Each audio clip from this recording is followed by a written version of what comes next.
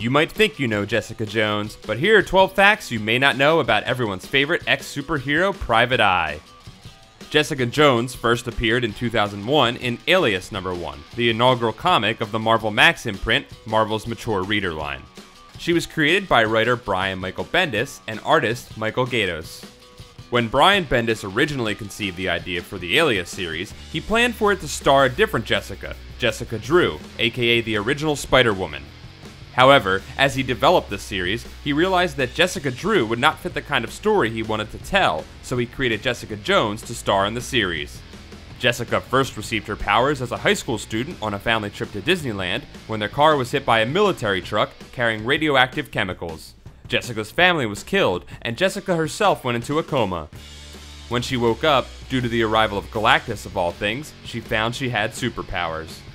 Jessica's powers include being at least strong enough to pick up a car, being superhumanly resistant to injury, though she's not confident that she's actually bulletproof, and flight, to varying degrees of success. She used these powers to fight crime as the superhero, Jewel. As a teen, Jessica went to the same high school as Peter Parker, better known as Spider-Man. She had a crush on Peter, and had just gotten up the nerve to speak to him on a day when he suddenly found himself distracted by a spider bite. Ironically, it was seeing Spider-Man fight the Sandman that inspired Jessica to become a superhero. Later, when the two were on the Avengers together, Spidey admits he only remembers her as Coma Girl. However, Jessica's career as Jewel turned tragic when she tried to stop a disturbance involving Daredevil villain Zebediah Killgrave, aka the Purple Man. Killgrave used his powers of mind control to psychologically torture Jessica and to force her to help him commit crimes. After being rescued from Killgrave's possession by the Avengers, and having her mind healed by Jean Grey of the X-Men, Jessica decided to give up on the superhero game. Probably because she was feeling violated by Killgrave, and that nobody noticed she was missing for 8 months.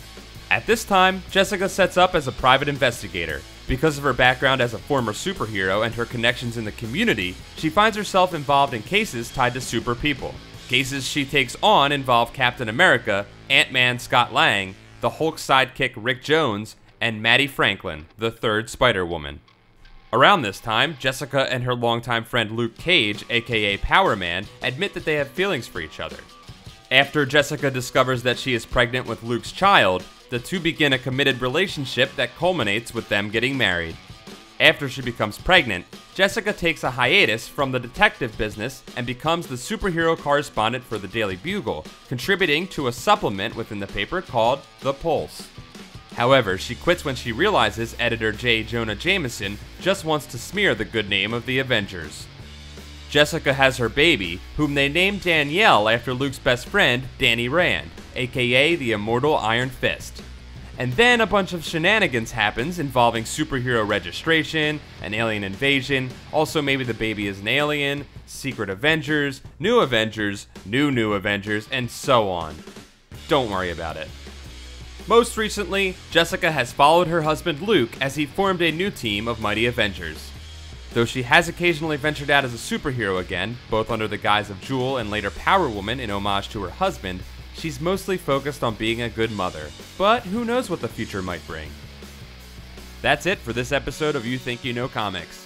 Don't forget to like this video, subscribe to Comics Alliance for more comic facts, and check out comicsalliance.com for more comic awesomeness.